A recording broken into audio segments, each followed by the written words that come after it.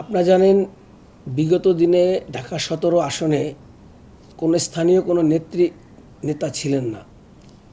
Local রাজনীতিবিদ যারাই ছিলেন, আমাদের ভোটার যারা ছিলেন, তারা সবসময় হতাশায় ছিলেন যে একজন লোকাল গার্জিয়ান তারা পাচ্ছিলেন না। আমি বিগত ১৭টি বছর ঢাকা ১৭কে পুরো সম্পূর্ণভাবে ৪টা থানাকে ঢেলে সাজিয়েছি শুধু একটি নির্বাচনের জন্যে। ১৪তে আমরা নির্বাচনে করতে পারিনি, 18তে আমরা নির্বাচনে আমাদের দল গিয়েছে, যাওয়ার পরে নির্বাচন হয়নি, রাতের অন্ধকারে ভোট হয়ে গেছে আপনারা জানেন।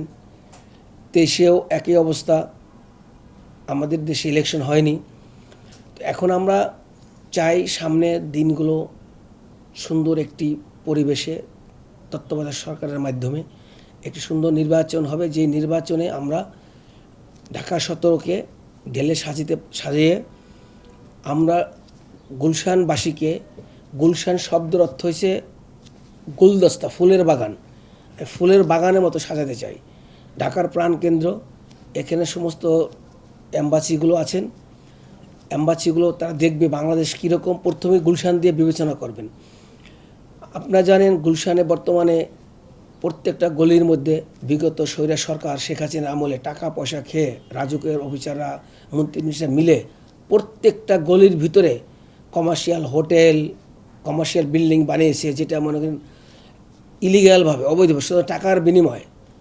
আমি চাই রেসিডেন্সিয়াল এরিয়া রেসিডেন্ট থাকবে, কমার্শিয়াল রোডগুলো শুধু কমার্শিয়াল থাকবে, মানুষের চলাচলতির জন্য ইজি হবে। এটা হচ্ছে আমার একটা পরিকল্পনা।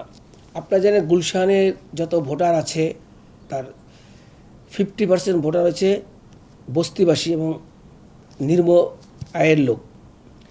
আপনি এখানে বেশ কিছু বস্তি আছে, আপনি জানেন কালাচাঁদপুর বস্তি আছে, করাইল বস্তি আছে, সাততলা বস্তি আছে, এখানে লাখো মানুষের আবাসন। এই লাখো মানুষকে আমরা যদি একটি পাকা বন্দোবস্ত করে একটি যদি জাপানের মতো 450-500 স্কোয়ার ফিটের ফ্ল্যাট করে বস্তিবাসীকে তুলে দেওয়া যায়, তাদের কাছ থেকেই অল্প ভাড়া নিয়ে রাজুকের টাকা পরিশোধ করা সম্ভব। তাতে কি হয়, প্রত্যেক বছর দেখেন এই সাততলা বস্তি, করাইল বস্তিতে আগুন লেগে লোকজনের হাজার হাজার লক্ষ লক্ষ টাকার বাড়িঘর পুড়ে যায়, বস্তিবাসী আরও বস্তিবাসী হয়, মানুষের জীবন যায়।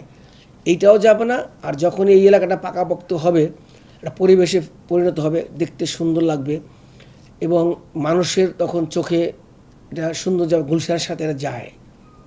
এটা আমার বস্তিবাসী নিয়ে একটা পরিকল্পনা। সংস্কার করবে কে?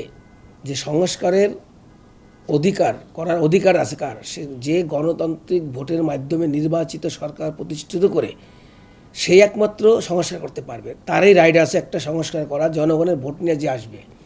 বর্তমান তত্ত্বাবধায়ক সরকারও না, সে এই সরকার তো কিভাবে সংস্কার করবে? বিগত 8টি মাস পার হয়ে গেল, একটি সংস্কার দৃশ্যমান করেছে?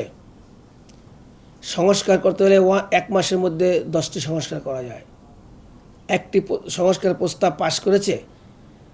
তো আমি মনে করি দেশকে বিভ্রান্তির দিকে না নিয়ে জাতিকে ঐক্যবদ্ধ করার জন্যে এই মুহূর্তে উচিত একটি সুন্দর নির্বাচন দিয়ে গণতান্ত্রিক সরকার প্রতিষ্ঠিত করে গণতন্ত্র সরকার সংস্কার করবে। অবশ্যই সংস্কার দরকার। আমরা বিএনপি পরিবার 4 বছর ধরে আমাদের নেতা তারেক রহমান সাহেব বলেছেন 32 দফা সংস্কার দিয়েছেন।